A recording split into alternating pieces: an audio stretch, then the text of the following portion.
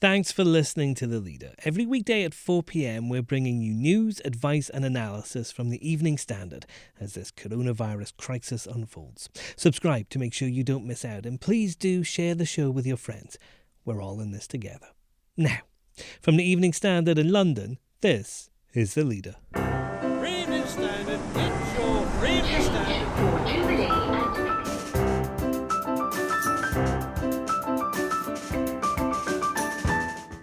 Hi, I'm David Marsland. This is London in lockdown. He was arguing with a police officer. He was in a full mask, and then there was about 10 police officers around him, and then someone shouted that they're shutting the shops. The Evening Standard's Barney Davis tells the Leader podcast about police instantly cracking down on people outside for non-essential reasons. Also, already these games have cost an estimated £10 billion, and the Japanese government had pushed back previously on any postponement because they were warning that some of those venues might not be available. Sports correspondent Matt Majendie as the Tokyo Olympics is finally postponed. And I've just got to keep going. This is my mission. This is my purpose. The nation's PE teacher, Joe Wicks, has a phone chat with our features writer, Katie Strick. Is he the first British star of the coronavirus era?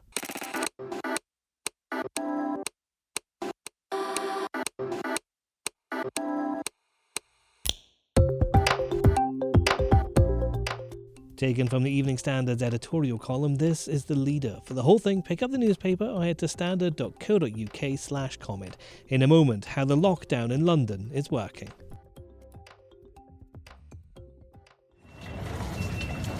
This is Vauxhall Underground at 7 a.m, the day after Boris Johnson put the UK into lockdown. Every beep is another passenger going through the gates. And the platforms and the carriages themselves are packed. There are fewer services running, and they're supposed to be only for those with essential jobs. The Evening Standard's editorial column says it's putting passengers and the city's health in jeopardy. While millions of people are working from home, or for a time not able to work at all, huge numbers of us still need to travel. That doesn't just mean NHS staff or teachers keeping schools open for key workers, but everyone who keeps our city fed, safe and functioning. Last week, transport bosses prepared a plan which saw some tube stations close altogether and which cut back the frequency of services. For most of the day, this works. Overall demand on the tube has fallen by 85% this week. But it's not enough to cope with the pressure of peak travel in the morning. We need a plan for this, fast. The order from the Prime Minister is clear, and it is right. Travel only for essential reasons and keep apart when you do. If your journey isn't essential, stay off the underground. So there's a lot of adjustment to do in this new lockdown that we're all going through. But how did London itself change? Evening Standard reporter Barney Davis was out in the morning observing social distancing rules, and he's with me over Zoom now. Barney, what did you see? Well, yeah, just basically I've been cycling around, not going on public transport, and coming back from Waterloo Station, which was completely deserted as I saw it. There was a couple of people coming through, some NHS workers who were very concerned about the stuff on the underground. And then kind of coming back home, cycling down Dalston around, Shoreditch way. With the police were out in force. Are they? I saw just one of those small mobile phone kiosk things you get in the side shops of off licenses, and he was arguing with a police officer. He was in a full mask, and then there was about 10 police officers around him, and then someone shouted that they're shutting the shops. And so I stopped and then started to film, and the police were just making him pack up his stuff and get going, and he was doing it as quickly as possible. So they're taking this extremely seriously then? Yeah, it seems like there was a lot of shoppers still around, all kind of gathered round, and they were going well in between the 2 meter radius that is recommended. It's a big show from the Met Police, definitely, that these kind of small little businesses will be kind of clamped down on. And you yourself were stopped as well, weren't you?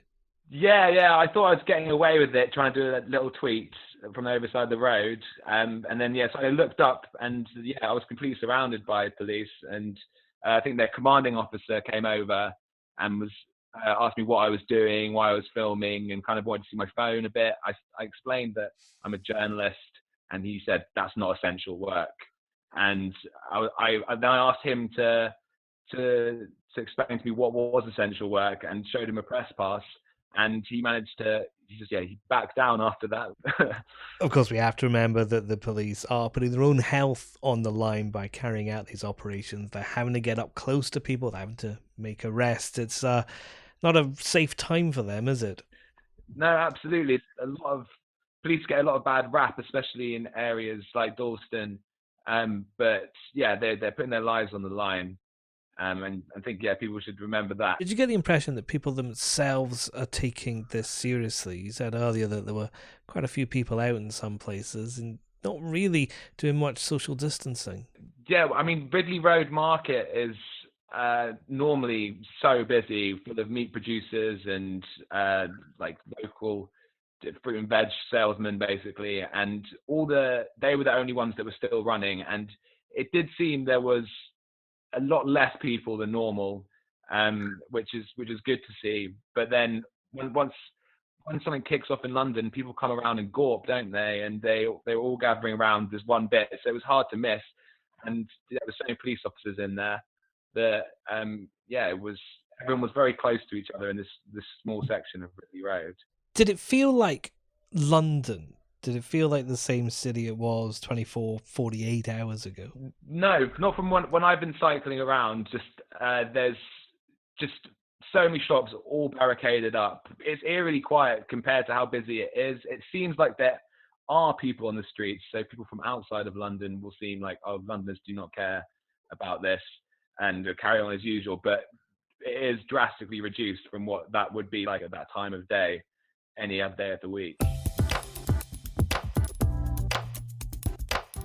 Next. The legal and financial repercussions from this could run on and on, even past the date of the rearranged games themselves. Sports correspondent Matt Majendie speaks to us about the cancellation of the Olympics.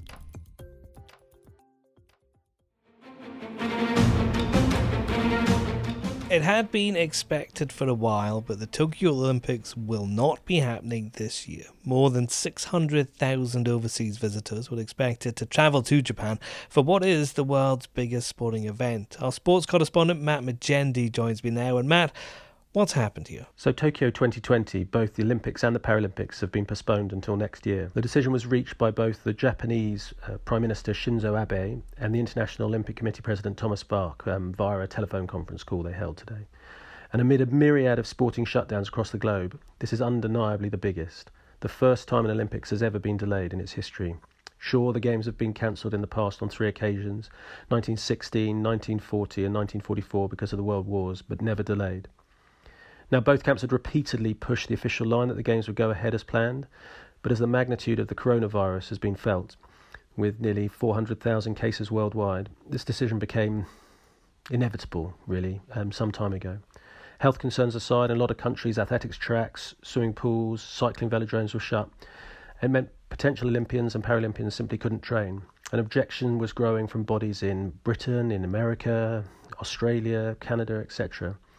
And so, as I said, it meant this delay was inevitable. So that original start date of the Olympics of July the 24th has now been shifted to an unspecified date, but one that they've said will be no later than the summer of 2021. Despite that shift in date, it'll still bizarrely keep the name Tokyo 2020. What does this mean for the Olympics when they are eventually held in Japan? Now, the ramifications for the organisers are huge.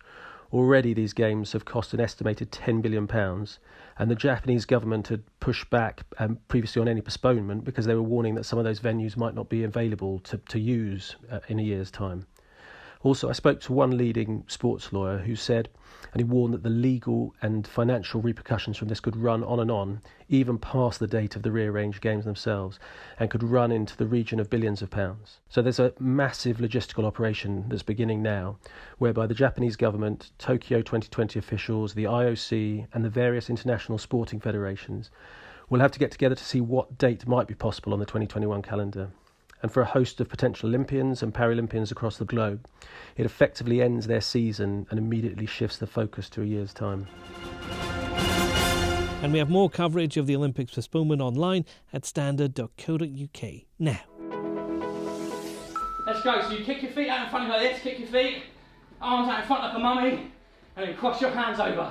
That's Joe Wicks, a YouTuber formerly well known as the Body Coach. Now he's become famous as the nation's gym teacher. His first 2 classes for children have been watched by millions as parents try to keep their kids active in self-isolation and a little less bored. Our features writer Katie Strick had an old-fashioned telephone chat with him for the newspaper, and she's with me now over Zoom. Katie, Joe's become a bit of a star for this new era, hasn't he? He certainly has, yes. I think even he was surprised by how successful it was yesterday. 800,000 people live streamed his YouTube video. Midnight, Wednesday night, I'm laying in bed, and I was supposed to go on a tour this week. It's all booked. I had 26,000 schools applied. I chose 12 schools. I was going to be all up the country. And I was laying there Wednesday night when the schools got shut, and I was like, do you know what? I'm not going to give up. And I thought, don't just do one a week and just trickle along. Like, let's do PE every day. Let's show these kids that we can do something, and I can be there for the parents. 2, 1, and rest. Right, warm up complete. Now, unlike me, you're into a bit of exercise yourself, aren't you, Katie? Have you tried out any of these workouts? It's funny you asked, actually. I did yesterday. It was the first time I've ever had to do a workout as interview prep, but I was planning on doing a lunchtime workout yesterday anyway. So when Joe said yes to an interview, I thought this is my perfect opportunity. It would be rude to interview him without trying it myself. So I tuned in at about midday before I had my lunch and gave it a try in my living room. Come on, let's go, everybody. 3, 2, 1, let's go. So let's go. 30 seconds and we're off. Lifting those knees up. It was great. It was really good for stretching when you've been sitting at a desk all day, and I definitely felt very revived afterwards. I had lots of energy when it came around to interviewing him, which was necessary because he was full of energy too. I promise that I'll be here. I'll be doing this until schools go back. So this is a long-term commitment for me. But ultimately, I've just got to keep going. This is my mission. This is my purpose, and it's not gonna burn me out. No, I love it. I love knowing I'm helping people, and I feel like I'm finally doing what I'm supposed to be doing. We're going to do squats. This really works. These muscles, these are called the quadriceps.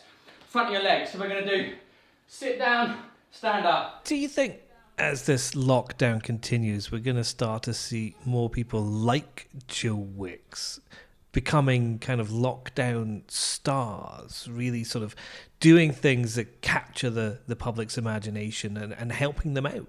Absolutely. I mean, I know a lot of London gyms and yoga instructors have set up very similar live workouts, live streaming services on Instagram and YouTube, but outside of fitness as well. I actually tried a virtual choir last night. So on Monday nights, I normally do a choir rehearsal in Pimlico where I live, but that wasn't on. So I tuned into Gareth Malone's live YouTube choir rehearsal, which was great fun. And again, he couldn't see all of us because there were just too many people around the world tuning in, but we could see him in his living room doing a Joe Wicks style video. And he actually admitted himself that he did Joe Wicks' workout yesterday as well. So everyone's watching everyone. I really hope that you feel happier now. I really hope your energy's picked up and you just feel a bit more positive. You can read Katie's full interview with Joe in the newspaper and online at standard.co.uk. And that's The Leader. Subscribe through your podcast provider and give us a rating too. We're back tomorrow at 4 p.m.